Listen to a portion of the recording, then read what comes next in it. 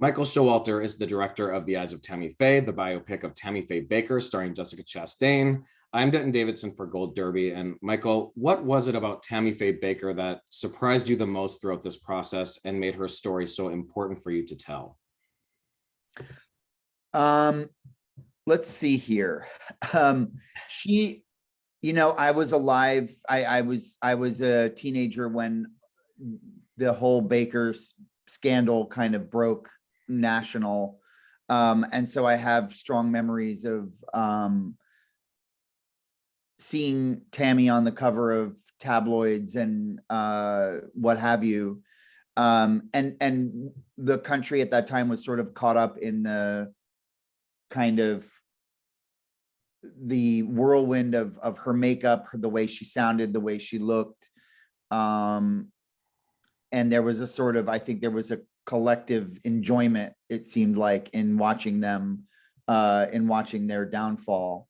And I saw the show too. I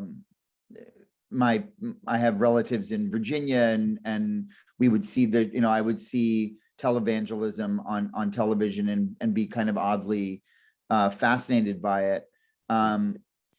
And when I saw the documentary and realized that, I think maybe we rushed to judgment on Tammy Faye. And so for me, I was interested in the idea of looking past the surface, and it's a very strong with Tammy Faye. There's a really clear opportunity there to kind of look at the makeup as a kind of you can't judge a book by its cover kind of storytelling framework.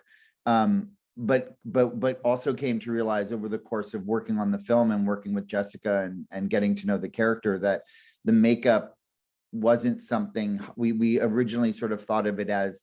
The makeup was kind of armor, protecting her from the outside world. But we came to think that in some ways the makeup was a true expression of who she was. It wasn't an armor. It was her inner beauty reflected on the outside, and that the extreme nature of it was something to be celebrated. And Jessica Chastain leads this so brilliantly. I mean, she just dives headfirst into this role. What did you two discuss or focus on to ensure this didn't turn into a full-blown comedy? Because it's a fine line to walk, because Tammy was funny. But you and Jessica both succeed in not making this a mockery of someone who would be and has been so easy to poke fun at. Yeah. I mean, that was just never anything that we wanted to do. And so from the very beginning of the process, from way before we ever even were in pre-production, we always knew that we wanted to portray her and Jim as the human beings that they were, that as much as they were larger than life figures and caricatures in some respects, but they were also people, and then they were real people. And again, the documentary, The Eyes of Tammy Faye, sort of really shows that she was a human being with strong life experience and a strong personality and so I like the idea of portraying her in a way that humanized her, because I think that, again, there was a rush to judgment. We didn't like the way she looked. We didn't like the way she sounded. And so for me, it was really important to try to humanize her and look past that. And Jessica, had spent years with this story and this character. So she knew that she was, she always knew the kind of that was never anything she wanted to do. And I very much wanted to help Jessica in any way I could for her to give the incredible performance that she does give. And when we think about Tammy Faye, Jessica Chastain might not be the first person that comes to mind to play her. But what was Jessica able to channel and bring to this role that was impressed you so much? I mean, she is funny. Jessica does have a kind of a, I think we see sides of Jessica. We know that she's this incredible dramatic actress and has all of this gravitas, but I also felt that Jessica was able to capture some of the lighter sides of the character and the silliness and the singing.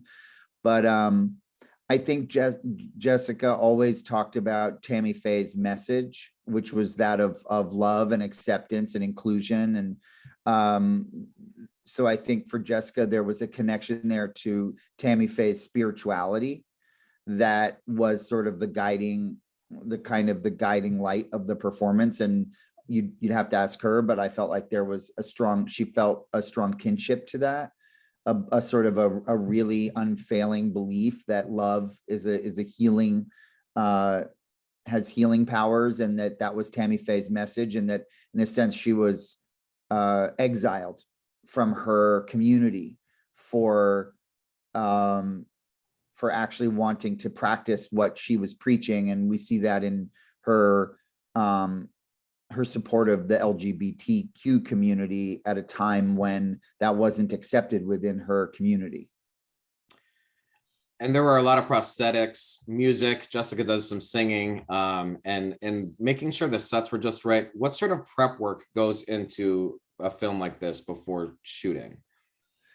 There was an enormous amount of research from production design. Laura Fox, our production designer, did extensive research, every single detail, as well as Mitchell Travers' costumes. Every single aspect of it was very research based. We shot in North Carolina, 20 minutes from the actual where the PTL actually was. We visited it. We were right there. We couldn't shoot there because they wouldn't let us, but so we were immersed in the community where the story actually took place, and everyone from Charlotte, North Carolina, where we shot, had stories about them. And then Jessica, I know, watched hundreds of hours of footage of documentary footage of Tammy Faye that the filmmakers who did the documentary were gave her access to.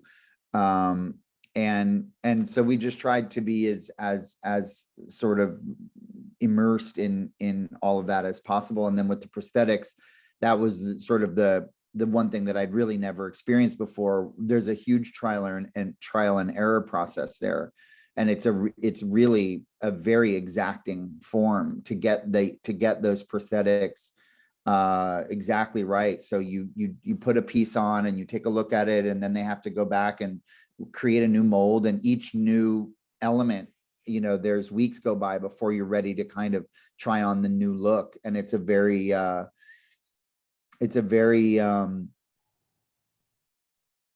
exacting process where there's sort of no margin for error. And we didn't have the luxury of a couple of years of prep. It had to all happen in the course of a month or two. And so our makeup team did a miraculous job to get it all to where we all felt like, oh yeah, that's her, that's Tammy Faye Bakker. And we were, that was a whole process with them. And is that more challenging or a different process for you as a director when you're telling a story that has already been so visible to the public? Because a lot of these sets are real TV sets and we know what she looked like. So how do you balance creative choices with accuracy? That's a great question. I feel like you always want to, for me, and I've done quite a few projects now that are based on true stories. And I feel like you always want to, for me anyway, at least with the projects I've done, the true story is very important, and you never want to veer so far from it that you're changing the core truth. But I also feel that in the, you have 90 minutes or whatever it is to tell your story, that sometimes you find yourself conflating certain things or moving parts around in order to kind of tell the story that you want to tell. And you just kind of have to make a judgment call case by case. And the film begins with a montage of real news reports detailing the downfall of the PTL network and the scandalous news reports of Tammy Faye and her husband, Jim Bakker. And then there's this great close-up of her eyes, and she explains, how much of her makeup is permanent. And she just goes, "This is who I am." And I just love that opening sequence. What did you want? What made you want to start the film that way? For me, it's sort of about meeting Tammy Faye as we seem in sort of the guise that we most know her as, which is as this, the makeup monster. There were these t-shirts that were blobs of color, and it said, I ran into Tammy Faye Bakker in the mall. And the idea was all about how much makeup she had, and she smudged it. And the idea that the fact that she had her eyeliner and her lip liner tattooed to her face was somehow a freakish thing to do.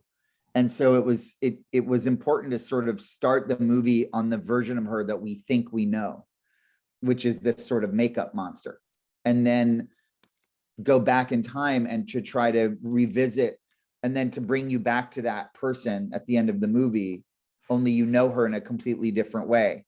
And that sort of shocking visual of her with her makeup tattooed to her face, you understand it in a very different way. And so it was important to kind of show the audience where she ends up, but then go back in time so that you understand her differently and maybe judge her differently. And then it does go right back to 1952 in International Falls, Minnesota. And that's where a lot of the mystery behind Tammy Faye is revealed, that a lot of people, including myself, weren't as familiar with. Like, as a child, she was not allowed into church because she was the child of a divorced mother. Her mother was only allowed in there because she could play the piano. So sort of from an early stage, Tammy was infatuated with this institution that was rejecting her. Yeah. And do you think that shaped her into becoming the woman that she was ultimately? Yeah, I mean, she was always looking for acceptance and love, and kind of not finding it. And so her story is a story of someone who is an outcast, and who is an outsider, who is looking for the loving embrace of other people and God. And at the end of the movie, she sort of finds that love inside herself. She finds that love within. Mm-hmm. And that comes to the realization that, human beings are fallible, but that her kind of, and that she needs to look within herself to find the love and acceptance that she so desires. And in the early 70s, they're invited to Pat Robertson's estate. And there's this great scene where she sits down at the men's table, and because they're off on their own, and she gives them her opinions, and it makes them all sort of uncomfortable. And we see sort of a feminist side of her forming. And that same day, we sort of see Jim's fascination with wealth and the big house and the stuff come into play. Was this a turning point for them and their dynamic as a couple? I mean, in the film, it's definitely a turning point for Tammy. And she is, I always was struck by the fact that we never think of Tammy as a feminist icon, but in a lot of ways, she, there are no other examples of women who achieved the kind of success that she achieved in the televangelist community. There are no other, we have no other examples like her who was, huge celebrity at that time. And I admire her for that. I don't think she ever saw herself that way, but she demanded that she work, and she loved working, and she loved performing and being on camera. And then, yeah, Jim, we always talked about, for Jim, there was a desire to kind of accumulate. It was the building of things. It was the amassing of wealth, but also wanting to build things. He was they were living high on the hog, as it were, but they were also endlessly building buildings and hotels and halfway houses and amusement parks. And it was, for Jim, it was a sort of it was never enough. And that's an interesting story because I mean it's still happening. I mean this story is never ending. I just read a story where like something like $600,000 in cash and checks were found in a Right. wall behind a toilet in Joel Osteen's Lakewood Yes. church. Yes. So people are drawn to giving money to these preachers who have these lavish homes and huge churches. And that sort of started with the Bakkers and Falwell and Pat Robertson. But isn't it interesting that, it's still relevant today? Well, yeah, I mean, it's it seems very baked into the American psyche or something. There's this connection between a certain group of Christian, of the Christian population that, and it, gets into this sort of prosperity doctrine, which which was very much what Jim Bakker was preaching, which is this notion that God wants you to be rich. God wants you to have money. God wants you to have things. And so they don't look at the preacher as, why does he have a car and I, a Rolls Royce and I don't? They look at the preacher as, I'll also have a Rolls Royce and the preacher wants me to have the Rolls Royce. And, we see it in our leadership, Yeah.